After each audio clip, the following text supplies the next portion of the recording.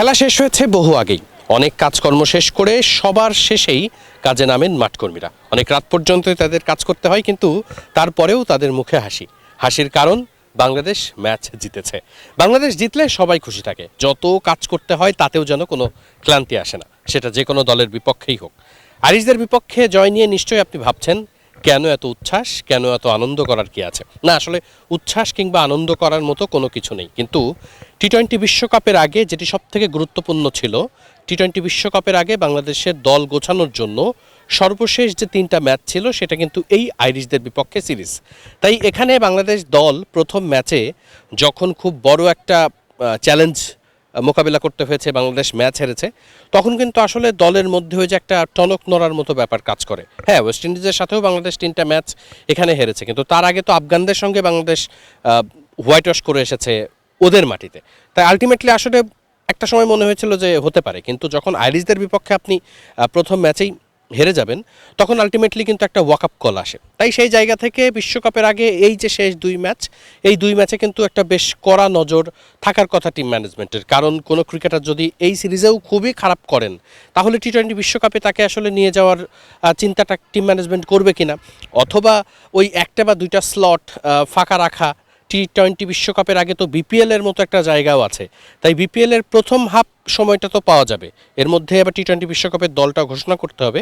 তাহলে ওই কিছু ম্যাচের জন্য কি অপেক্ষা করা যাবে কিনা, এই সব আলোচনার ব্যাপারের জন্য তো নিশ্চয়ই সিরিজটা খুবই গুরুত্বপূর্ণ। প্রথম ম্যাচে পরে দ্বিতীয় ম্যাচে বাংলাদেশ যখন জিতেছে, আমার কাছে মনে হয় যে মোহাম্মদ সাইফুদ্দিন আজকে ঠিক যেভাবে ফিনিশিংটা করেছেন, তাতে করেও ঠিক ওই টি-20 বিশ্বকাপের যে দল গোছানোর যে প্রক্রিয়া, সেখানে কিন্তু খুব বড় একটা প্রশ্নের উত্তর হয়তোবা মিলে যেতে পারে টিম ম্যানেজমেন্টের, যে সাইফুদ্দিনকে তারা কি আসলেই টি-20 বিশ্বকাপ পর্যন্ত নেবে নাকি নেবে না, এরকম একটা কনফিউজিংয়ের জায়গা তো থাকতেই পারে। কারণ একাদশে বা স্কোয়াডে সবাই তো আসলে অটো চয়েস না, বা এই 15 জনই ফিক্সড এমন না। আমরা দেখলাম যে শামীম পাটোয়ারি খারাপ করেছে, ক্যাপ্টেন তাকে দলে রাখতে চাইলেও টিম ম্যানেজমেন্ট বা নির্বাচকরা কিন্তু তাকে আসলে দলে রাখেনি। তাই খুব স্বাভাবিকভাবেই এই বিশ্বকাপের আগে এই যে কোন ক্রিকেটার বাদ যাবেন, কোন ক্রিকেটার শেষ পর্যন্ত আবারও ব্যাক করবেন বা নতুন কেউ সুযোগ পাবেন কিনা, যেমন আমরা এশিয়া কাপে সাইফকে নিয়ে যেতে দেখেছি। সাইফ তো সেখানে গিয়ে ভালো করেছেন, তাই টি-20 বিশ্বকাপেও তো আসলে ভালো করার একটা সুযোগ থাকতে পারে নতুন কারোর ক্ষেত্রে। তাই এই প্রশ্নগুলোর উত্তর খুঁজতে গেলে যে ব্যাপারটা প্রয়োজন ছিল, সেটি হচ্ছে এই সিরিজের উপরে খুব কড়াকড়ি নজর রাখা, যে কোনো ক্রিকেটার কি একেবারেই বাদ পড়ে যাওয়ার মতো কিনা, তাহলে তাকে রাইট অফ করে নতুন কাকে আনা যায় এবং টিম কম্বিনেশনের ক্ষেত্রে আসলে কোনটা করলে ভালো হয়, এই সব কিছুর জন্য কিন্তু আসলে এই সিরিজটা খুবই গুরুত্বপূর্ণ।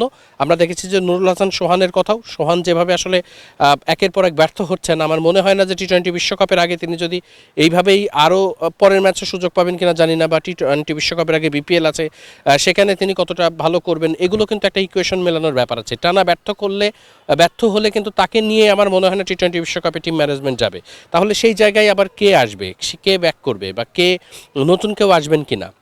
আমরা সাব্বিরের কথা অনেক শুনি, এরকম অনেক ক্রিকেটারই আছেন যারা বিপিএলে চমক দেখাতে পারেন। এখন যদি আপনি বিপিএলে প্রথম 4-5 ম্যাচের মধ্যে 2-3টা 50 একটা সেঞ্চুরি হাঁকিয়ে দেন, তখন তো আপনি সেই কলটা করতেই পারেন যে আমি এই টি-20 বিশ্বকাপে যাওয়ার মতো অ্যাবিলিটি আমার আছে, বা আমি ওই ফর্মে রয়েছি।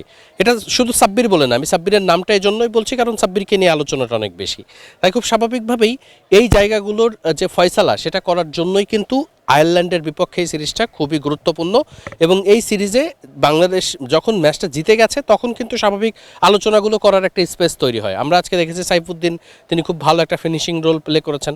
বলিংয়ে তিনি খুব যে আহামরি করেছেন তা না, বাট ফিনিশিংয়ে তিনি, ব্যাটিংয়ে তিনি ভালো করেছেন, যেটা একটা গুড পয়েন্ট।